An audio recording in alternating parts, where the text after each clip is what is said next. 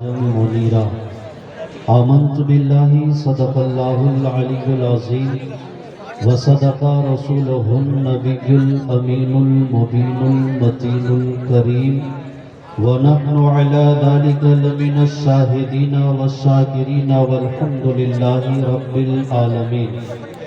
اللهم رب اشرح لي صدري ويسر لي أمري واحلل عقدة من لساني يفقهوا قولي برحمتك يا ارحم الراحمین. سر تاب قدم ہے تنے سلطان زمن پھول، لب پھول دہن پھول بدن پھول زکن پھول. کیا بات ہے رضا اس چمنستان کرم کی، زہرا ہے کلی جس میں حسین اور حسن پھول. معزز حاضرین، بڑی دیر سے ہم اور آپ فنا فی الشیخ حضرت صوفی عبدالسلام علیہ الرحمہ و رضوان کے 72واں سالانہ عرس سلامی کا یہ عظیم الشان پروگرام نورگنج خبرگاؤں کی سرزمین پر اپنے ملاحظہ فرمایا، جس میں ملک و ملت کے مشہور و معروف شعرائے کرام سے ہم نے نعت و منقبت کے اشعار سماعت کیے، اور ہم ماتھے کی آنکھوں سے دیکھ رہے ہیں اس وقت منبر نور پر میری جماعت کے ایک قابل قدر شخصیت، شہرت یافتہ خطیب اسلام، مفکر قوم و ملت حضرت علامہ مفتی محفل اشرف صاحب قبلہ دامت برکاتہم العالیہ تشریف فرما ہے. بس چند منٹ کے لیے میں ایک دیوار بن رہا ہوں ان کے اور آپ کے بیچ، آپ مجھے برداشت کرنے کی زحمت گوارا فرمائیں. آئیے ہم اور آپ گنبد خضرا کی جانب لو لگا کر گنبد خضرا میں آرام فرمانے والے آقا، اپنے مقدس ہاتھوں سے کل کائنات کو بھیک دینے والے داتا، صبح کائنات کے شمس الضحیٰ جناب محمد عربی روحی فداہ صلی اللہ علیہ وسلم کی بارگاہ ناز میں اپنی غلامی کا اظہار کریں. بآواز بلند پڑھیں اللہم صلی علی سیدنا مولانا محمد معدن الجود والکرم منبع العلم والحلم والحکم بارک وسلم صلاۃ و سلاما علیک یا رسول اللہ صلی اللہ تعالی علیہ وسلم. نہ سلیقہ ہے زندگی کا، نہ بندگی میری بندگی ہے، یہ سب تمہارا کرم ہے آقا کہ بات اب تک بنی ہوئی ہے. جسے چاہا در پہ بلا لیا، جسے چاہا اپنا بنا لیا. یہ بڑے کرم کے ہیں فیصلے، یہ بڑے نصیب کی بات ہے. اس سے بڑی خوش قسمتی کیا ہو سکتی ہے کہ آج کی اس حسین رات میں حضور شمس العرفہ سر چشمہ علم و حکمت گل گلشن نقشبندیت پاسبان مسلک اعلی حضرت سیدی سرکار باب حضور دامت ظلہ العالی کی صدارت و سرپرستی میں ہم اس عظیم الشان کانفرنس میں شرکت کی سعادت حاصل کر رہے ہیں. یہ عرس سلامی ہے. اللہ کے ایک عظیم بزرگ حضرت صوفی عبدالسلام علیہ الرحمہ کے حوالے سے اس عرس کا اہتمام کیا جاتا ہے. عرس کا مطلب کیا ہوتا ہے ہم اسے سماعت کریں. لفظ عرس یہ واحد ہے عروس کی. دلہن کو عربی میں عروس کہا جاتا ہے. جب کوئی بندہ قبر میں لٹایا جاتا ہے، فرشتے سوال و جواب کرتے ہیں، اور سارے جواب جب صحیح دیا جاتا ہے میت کی طرف سے ایک آواز آتی ہے، نم کنومت العروس، سو جاؤ ویسے جیسے دلہن سویا کرتی ہے. تو میت جس روز اللہ کا کوئی محبوب بندہ اپنے آخری آرام گاہ میں لیٹتا ہے اور منکر نکیر کے سوالات کے جوابات دیتے ہیں، پھر ہاتف غیب سے انہیں جو آواز آتی ہے، نم کنومت العروس، میرا محبوب ویسے سو جا جیسے دلہن سویا کرتی ہے. اسی لفظ عروس سے اخذ کر کے عرس کا اہتمام دنیا میں کیا جاتا ہے۔ جب جب بھی وہ دن پلٹ کر آتا ہے لوگ اس بزرگ کے حوالے سے اکٹھا ہوتے ہیں، وہاں پر ذکر و اذکار ہوتا ہے، تسبیحات پڑھے جاتے ہیں، پھر جو بھی نیک کام ہوتے ہیں ان سارے کاموں کا ثواب بطور تحفہ اس بزرگ کی بارگاہ میں پیش کیا جاتا ہے۔ پھر ادھر سے فیض پیش کرنے والوں کو ملتا ہے۔ ہر آدمی اپنے اپنے شعبے سے، اپنے اپنے میدان سے، اپنے اپنے جگہ سے ہر طرح سے تعاون کر کے اس عرس کو مناتے ہیں۔ جو جس جگہ سے جس طرح سے بھی اس عرس کے انعقاد میں حصہ لیتے ہیں، اللہ کے اس بزرگ کا فیض اس بندے کو اسی طرح سے ملتا ہے۔ اب آئیں ذرا قرآن مقدس کی ایک آیت مبارکہ جو میں نے پیش کی ہے، رب فرماتا ہے وَدَاعِيًا إِلَى اللَّهِ بِإِذْنِهِ سِرَاجًا مُنِيرًا۔ یہ زمین کا فرش، یہ آسمان کا شامیانہ، یہ چاند سورج ستاروں کی جگمگاہٹ، یہ سمندروں کی لہریں، یہ گلشن، یہ پہاڑ، یہ پربت، یہ ساری کائنات، یہ چپے چپے، حضرت آدم ہو یا حضرت شیس، حضرت ابراہیم ہو یا حضرت اسماعیل، حضرت موسیٰ ہو یا حضرت عیسیٰ، سارے انبیاء کرام، سارے صحابہ کرام، قیامت تک ہونے والے بھی تمام انسان جتنے بھی اس دھرتی پر آباد ہیں، ان سب کا کریٹر، ان سب کا خالق اللہ رب العزت ہے۔ اور جب تک خدا چاہتا ہے ہم زندہ رہتے ہیں، جب خدا چاہے گا ہمیں بھی موت آ جائے گی، لیکن اللہ رب العزت نے اس کائنات کو بنانے کے بعد اسے آوارہ نہیں چھوڑ دیا، اسے عیش پرستی کے لیے بے لگام نہیں چھوڑ دیا۔ اس کائنات کے رخسار پہ انسانوں کو آباد فرمانے کے بعد اللہ رب العزت نے جب انسان موت کی ہچکیاں لے لے تو اس کے بعد دو چیز اللہ نے انتظام کیا ہے، ایک کا نام جہنم ہے، ایک کا نام جنت ہے۔ مرنے کے بعد ہم جنت میں جائیں یا جہنم میں جائیں یہ ڈیسائیڈ کرنے کے لیے اللہ نے کم و بیش 1,24,000 انبیاء کرام کا ایک عظیم قافلہ دنیا میں بھیجا ہے۔ یہ انبیاء کرام زمین پر آتے ہیں اور ہمیں بتاتے ہیں کہ تم اس راستے پر چلو گے تو تمہیں جنت ملے گی، اس راستے پر چلو گے تو تم جہنم میں پہنچ جاؤ گے۔ میں آ رہا ہوں اپنے ٹاپک پر، میں اپنے مافز ضمیر سے وہ جملے ادا کرنے کی کوشش کر رہا ہوں جو آپ تک پہنچانا چاہتا ہوں۔ وہی جنتی راستہ بتانے کے لیے حضرت آدم بھی دھرتی پر آئے، اسی جنتی راستہ کو بتانے کے لیے حضرت شیس بھی دھرتی پر آئے، اسی جنتی راستہ کی رہنمائی کرنے کے لیے حضرت ابراہیم آئے، حضرت اسماعیل آئے، حضرت ادریس آئے، حضرت موسیٰ آئے، حضرت عیسیٰ آئے۔ جتنے بھی انبیاء کرام اس جنتی راستے کی رہنمائی کرنے کے لیے تشریف لے کر آئے، تاریخ کے پنوں پر جب ہم جھانک کے دیکھتے ہیں تو پتا چلتا ہے کہ اس زمانے میں ایک نبی موجود ہوتے تھے، اسی نبی کی نبوت میں دوسرے نبی جلوگر ہو جاتے تھے، وہ دوسرے نبی موجود ہوتے تھے، اسی نبی کے موجودگی میں تیسرے نبی جلوگر ہو جاتے تھے۔ کبھی کبھی تو زمین پر ایسا بھی وقت آتا تھا کہ ایک ایک وقت میں 4 5 10 20 انبیاء کرام زمین پر ہوتے تھے۔ لیکن تاریخ کی اور ہسٹری کا مطالعہ کرنے کے بعد ہمیں یہ بھی پتا چلتا ہے کہ اس زمین کے انسانوں نے اللہ کے نبیوں کے ساتھ بھی وہ گھنونا سلوک کیا ہے کہ لوگوں نے اللہ کے نبیوں پر بھی طرح طرح کے الزام لگائے ہیں، انہیں قتل کیے ہیں، شہید کیے ہیں۔ میں ادھر جانا نہیں چاہتا، میں آپ کو تاریخ کے پنوں سے وہ بات بتانا چاہتا ہوں کہ اللہ نے ہمیں جس پیغمبر کی امت میں پیدا فرمایا ہے وہ پیغمبر کتنا لاجواب ہے، وہ پیغمبر کتنا بے مثال ہے۔ حضرت آدم کی نبوت میں حضرت شیس چمکے ہیں، حضرت شیس کی نبوت میں حضرت ادریس چمکے ہیں،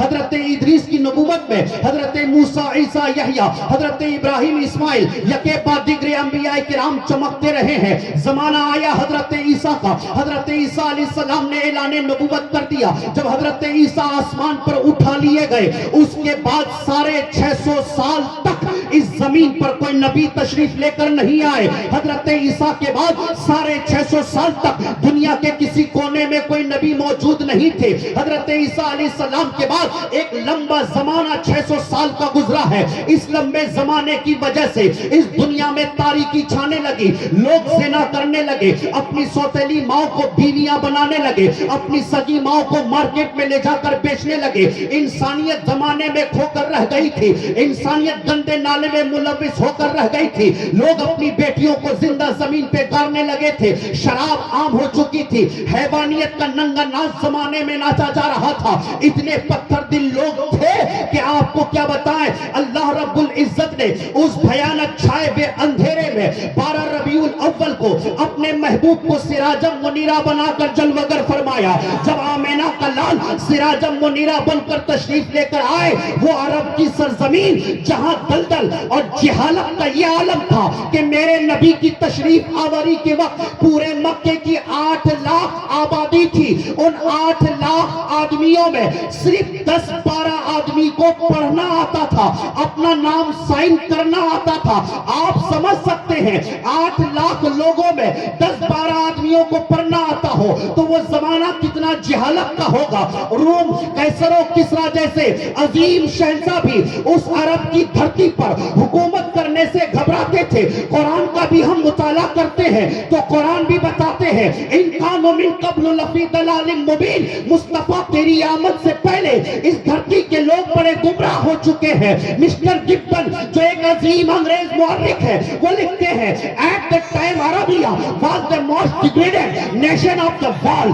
سعودی عرب مصطفیٰ کی آمد سے پہلے دنیا کی سب سے بدتر جاہل قوم تھی۔ اس جاہل قوم کے اندھیرے میں جب آمینہ کا چاند جلوگر ہوا تو میرے آقا امام احمد رضا نے عشق کے سمندر میں ڈوب کر مصطفیٰ کے آنے کا یہ نقشہ دنیا میں کھینچا۔ سب چمک والے اجلوں میں چمکا کیے، اندھے شیشوں میں چمکا ہمارا نبی۔ نعرہ تکبیر، نعرہ رسالت، مسلک اعلیٰ حضرت فیضان سرکار بابا حضور حضرت علامہ معراج شمسی صاحب قبلہ۔ سب چمکنے والے اجلوں میں چمکا کیے، اندھے شیشے میں چمکا ہمارا نبی۔ اب آئے جب میرے نبی چمکے تو کیا ہوا؟ وہ عرب کے لوگ جو بیٹیاں زندہ زمین پہ گارتے تھے، وہ عرب کے لوگ جو شراب نوشی عام تھی، وہ عرب کے لوگ جو اپنی ماں کو مارکیٹ میں لے جا کر بیچتے تھے، وہ عرب کے لوگ جو اپنے باپ کے انتقال کے بعد اپنی سوتیلی ماں کو بیوی بنا لیا کرتے تھے، وہ عرب کے لوگ جو اتنا گھنونے جاہل تھے، ہر طرح کی برائیاں ان میں موجود تھی، عورتوں کا کوئی رسپیکٹ نام کی چیز دنیا میں موجود نہیں تھی۔ اس وقت پیغمبر اسلام دنیا میں تشریف لے کر آئے، 40 سال کا کیریکٹر آپ نے مکہ کی سرزمین پر ان دنیا والوں کے سامنے رکھا۔ ابو جہل نے بھی نبی کو دیکھا، ابو لہب نے بھی نبی کو دیکھا، عتبہ نے بھی نبی کو دیکھا، شیبہ نے بھی نبی کو دیکھا، امیہ نے بھی نبی کو دیکھا۔ وہ لوگ جو بعد میں میرے نبی کے کٹر دشمن بنے، جب میرے نبی کا 40 سالہ کیریکٹر مکی زندگی انہوں نے دیکھا، ابو جہل سے پوچھا گیا بتا اعلان نبوت سے پہلے تو میرے نبی کو کیا کہتا تھا؟ جاہلوں کا باپ کہنے لگا وہ صادق و امین تھا، اس سے بڑا سچا ہم نے دیکھا نہیں ہے۔ اعلان نبوت سے پہلے ہم ابو لہب سے پوچھتے ہیں بتا میرے نبی کو کیسا پایا؟ کہے گا وہ صادق و امین تھا، ہم اس سے بڑے سچے، اس سے بڑے امانت دار کبھی دیکھے نہیں ہے۔ پوری کہانی اٹھا کر دیکھ لے میرے نبی کی زندگی کا ایک ایک برق اور ہر برق کا ایک ایک سطر آپ پڑھ جائیں، سارے مشرکین مکہ اس بات کی گواہی دیتے ہوئے نظر آئیں گے آمینہ کے شکم اطہر سے اس دھرتی پر تشریف لانے والا محمد بن عبداللہ پورے عرب میں سب سے مہان ویکتی کا نام ہے، جن کا اخلاق اچھا ہے، جن کا کردار اچھا ہے، جن کی گفتار اچھا ہے، جن کی رفتار اچھا ہے، جن کی بولی اچھی ہے، جن کی سماعت اچھی ہے، جن کا رنگ اچھا ہے، جن کا ڈھنگ اچھا ہے۔ اسی لہجے میں بریلی کا امام جب ڈوبتا ہے تو کہتا ہے سارے اچھوں میں اچھا سمجھئے جسے ہے اس اچھے سے بھی اچھا ہمارا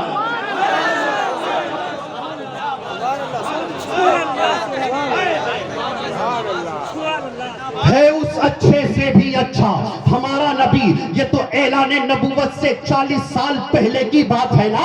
آؤ میرے نبی جب تک اس دھرتی پر جلوگر رہے، آپ 40 سال کے بعد اعلان نبوت فرماتے ہیں۔ اعلان نبوت کے بعد جب آمینہ کا یہ سراج منیر چمکتا ہے تو اس چمک میں، اس اجالے میں ابو بکر آتا ہے تو صدیق اکبر بن کے چمکتا ہے، اس سورج کی کرن میں عمر آتا ہے تو فاروق اعظم بن کر چمکتا ہے، اس سورج کی کرن میں عثمان آتا ہے, سخاوت کا تاجدار بن کے چمکتا ہے. اس سورج کی کرن میں مولا علی آتا ہے, شجاعت کا تاجدار بن کے چمکتا ہے. اس سورج کی کرن میں امام حسن آتا ہے, سنتی زمانوں کا سردار بن کے چمکتا ہے. اس سورج کی کرن میں کالا بلال آتا ہے, مسلمانوں کا ہلال بن کے چمکتا ہے.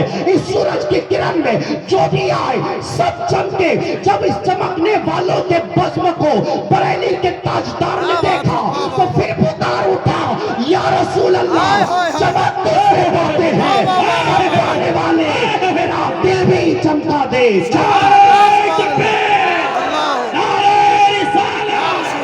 مسلک اعلیٰ حضرت فیضان سرکار بابا حضور, فیضان سرکار حضور عالی اور سے سلامی.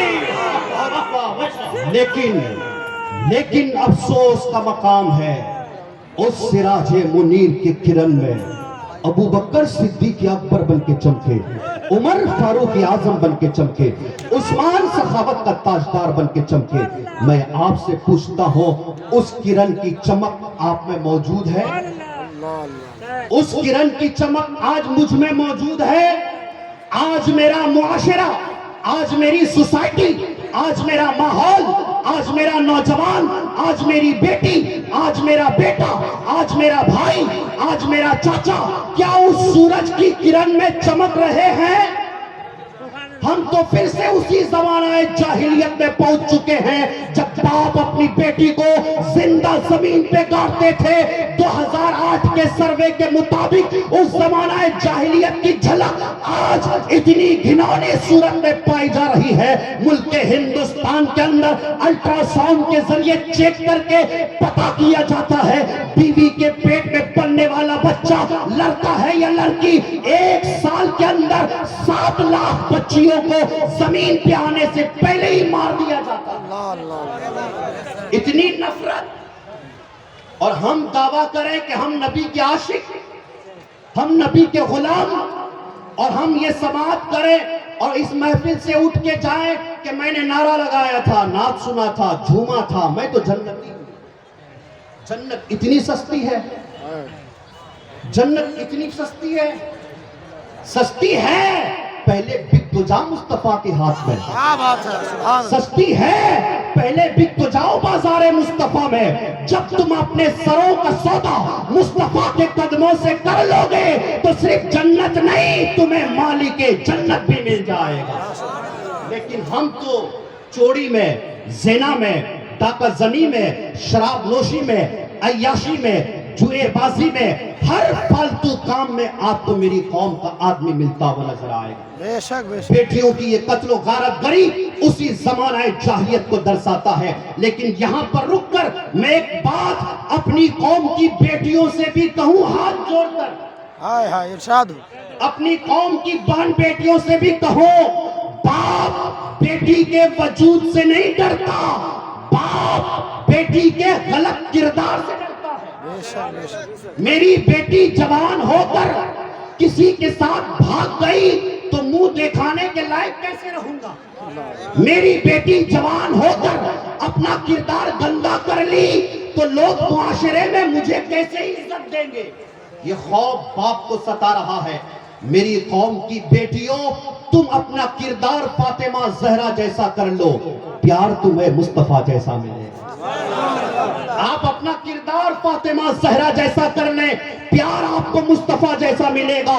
جب بیٹی فاطمہ جیسی ہو تو باپ بھی کہے گا کہ میری بیٹی میرے دل کا ٹکڑا ہے. آج ہر طرح کی غلط بے راہ روی کا شکار میری قوم کی بیٹیاں ہو رہی ہے. 2020-21 کے اندر 22,000 سے زیادہ مسلمان بیٹیاں غیر مسلم بیٹوں کا ہاتھ تھام کر بھاگ چکی ہے. اس کا خمیازہ کون بھگتے گا؟ صرف نعرے لگا لینے سے کام نہیں چلے گا, اب ہمیں حالات چینجنگ کرنا پڑے گا. بدلنا پڑے گا۔ میری قوم کے نوجوانوں، آپ نے یوٹیوب میں بہت گانے سن لیے، بہت ویڈیو دیکھ لیے، ڈی جے کی جھنکار پر آپ نے بہت ناچ لیا، آپ اپنے بھائی کی شادی میں بہت موج مستی کر لیے۔ اب آؤ اس عرس سلامی کے پنڈال کے سائے میں سرکار بابو حضور کا دامن مضبوطی سے تھام کے وعدہ کرو، میں محمد بن قاسم تو نہیں بن پاؤں گا، خالد بن ولید تو نہیں بن پاؤں گا، طارق بن زیاد تو نہیں بن پاؤں گا، شہاب الدین گوری تو نہیں بن پاؤں گا، شمس الدین التمش تو نہیں بن پاؤں گا، لیکن شرابی بھی نہیں بنوں گا، جواری بھی نہیں بنوں گا، بے نمازی بھی نہیں بنوں گا، عیاش بھی نہیں بنوں گا، آوارہ بھی نہیں بنوں گا، موبائل فون کی اسکرین پر اپنی انگلیوں کو نچا کر پوری رات برباد بھی نہیں کروں گا، میں یقیناً خواجہ غریب نواز تو نہیں بن پاؤں گا، لیکن غلام غریب نواز ضرور بنوں گا۔ ہمیں وعدہ کرنا ہوگا، بھاگتی بہنیں، آتما ہتیا کرتی بیٹیاں تمہیں آواز دے رہی ہے، نوجوانوں اپنی آنکھیں کھولو۔ جس قوم کا نوجوان سو جاتا ہے وہ قوم نیم مردہ ہو جاتی ہے، اس لیے ضروری ہے میرے نوجوان اس طرف توجہ دیں، پلیز یو اٹینشن، آپ اپنی قوم کے حوالے سے غور کریں۔ آپ کا قوم تو اتنا پیارا ہے یار، لوگ ہزاروں بکواس کر رہے ہیں آپ کے قوم کے خلاف، اس کے باوجود ٹی وی کی اسکرین پر 4 دن پہلے ہم نے دیکھا امریکہ کی دھرتی پر بیٹھا ہوا ایک مشہور پادری کلمہ پڑھ کے میرے نبی کا غلام بنتا ہوا نظر آ رہا ہے۔ بتا دیا اس پادری نے، کیا خبر کتنے تارے کھلے چھپ گئے پر نہ ڈوبے نہ ڈوبا ہمارا نبی۔ ہمیں نبی اتنا پیارا ہے جن کا کردار کمپیوٹر کی اسکرین پہ پڑھ کے 1400 سال بعد کا پادری مصطفیٰ کا غلام بن سکتا ہے، تو بنے ہوئے مصطفیٰ کے غلام نبی کا کردار پڑھ کے نمازی کیوں نہیں بن سکتا ہے، روزے دار کیوں نہیں بن سکتا ہے، حاجی کیوں نہیں بن سکتا ہے؟ اس لیے میری قوم کے نوجوانوں، تمہیں مذہب اتنا پیارا ملا ہے، تم اپنے مذہب پر تحقیق کرو نہ کرو، تمہاری مذہب پر ریسرچ کرنے والا برنارڈ شاہ ایک انگریز مورخ لکھتا ہے، if any religion has the chance of ruling over England, now Europe will be the next 100 years, it is can only be Islam, I have always held religion of Muhammad, peace be upon him۔ Bernard Shaw لکھتا ہے آنے والے 100 سالوں میں اگر کوئی دھرم اس زمین پہ راج کرے گا تو کوئی اور نہیں، محمد رسول اللہ کا مذہب ہوگا۔ اسلام تھا، اسلام ہے، اسلام رہے گا، قرآن تھا، قرآن ہے، قرآن رہے گا۔ اسلام کی گردن پہ حسین ابن علی کا احسان تھا، احسان ہے، احسان رہے گا۔ اقول ھذا قولی استغفر اللہ ربی من کل ذنب۔